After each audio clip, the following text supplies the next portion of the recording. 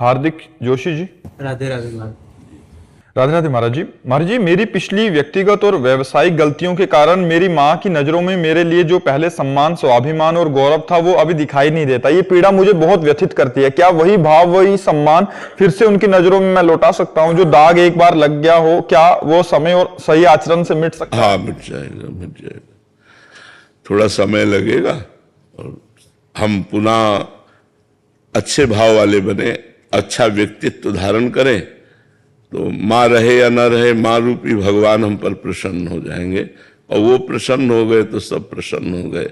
जा पर कृपा राम की हुई, ता पर कृपा करे सब कोई। यदि भगवान प्रसन्न हो गए तो पूरा विश्व प्रसन्न हो जाएगा, क्योंकि भगवान विश्वात्मा है। तो हमें चाहिए, हमें अच्छे आचरण करना चाहिए, माता पिता को दुख नहीं देना चाहिए। माता पिता हमारे भगवान हैं। मातृदेव हो पितृदेव हो, ऐसे उनकी आराधना करें तो हमारा जीवन सफल हो जाए। अगर हमारे आचरणों से हमारे माता पिता को दुख पहुंचा तो फिर हमारा जीवन धारण करना, हम जब स्वयं अपने माता पिता को दुख पहुंचा दिया तो हम जीवन में, देखो मनुष्य जीवन की सार्थकता है किसी एक को विश्व में परोपकार करके सुख पहुंचा दो, जिससे स्वार्थ बुद्धि न हो। ये भी लौट के न कि हमें थैंक यू बोले। एक को करो तो कम से कम तुम्हारा मनुष्य जीवन तो सार्थक हो गया। किसी एक को आप सहयोग कर दो। तो औरों की बात जाने दो, पहले अपने माता पिता का सेवन करना चाहिए, सेवा करनी चाहिए, जिन्होंने हमें इतना बड़ा किया। माता अपने खून से दुग्ध बनाकर हमको पिलाती है, हम उससे पोषित है। उसी माता पिता को दुख पहुंचावे तो यार जीवन किस काम का। हम तो यही कहते हैं कि ललचाओ, जिनके माता पिता हैं ललचाओ कि इनको हम प्रसन्न कर लें। कैसे प्रसन्न कर लें? अच्छे वस्त्र, अच्छा भोजन, औषधि, अच्छे आचरण, जिससे वो देख करके उनको गर्व हो कि हमारा बेटा सही चल रहा है। जैसे आपके आचरणों को देख कर ही तो उनको दुख हुआ, तो आपको अपने आचरणों को ठीक करना है। आपको ऐसे बनना है कि आप माता प्रसन्न तो भगवान प्रसन्न, भगवान प्रसन्न तो सारा जगत प्रसन्न। समझ रहे हो ना? नहीं क्या है यार, सुअर कुत्ता जैसा जीवन व्यतीत करके मर जाए।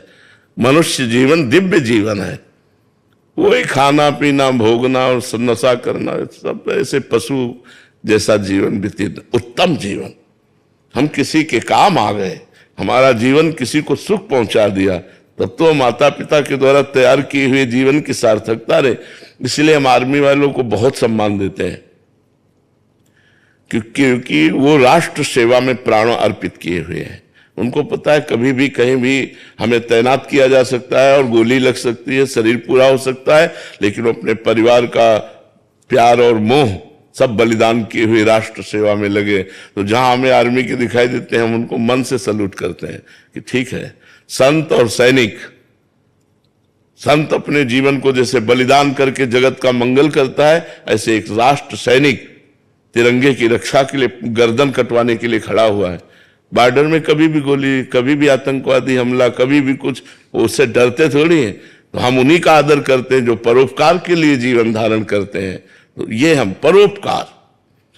परोपकार ही मनुष्य जीवन की सार्थकता है, जो दूसरों के काम आ गया। हमारा जीवन दूसरों के काम आ जाए, वो उसी को हम नमस्कार करते हैं। देखो बड़े बड़े सामर्थ्यशाली सिखों में हुए जो गुरुजन हुए, बड़े सामर्थ्यशाली हुए, लेकिन उन्होंने अपनी गर्दन कटवा दी, अपने को जलवा लिया, अपने को कष्ट सहा। किस लिए?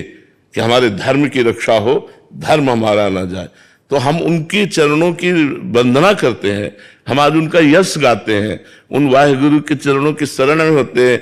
हमारा मनुष्य जीवन कितना निम्न कोटि का होता जा रहा है कि हम अपनी केवल वासनाओं की पूर्ति के लिए ऐसे जीवन को नष्ट कर रहे हैं। नहीं, उठो और अच्छे बनो, गंदे आचरणों का त्याग करो। समाज में ऐसा कम से कम हो कि आदमी परोपकारी है, माता पिता देखकर सुखी हो, परिवार मोहल्ला देखकर सुखी हो। अब शराब पिए लड़खड़ाते गिर रहे हो, गंदे आचरण कर रहे हो, वो सब ठीक नहीं है। ठीक है।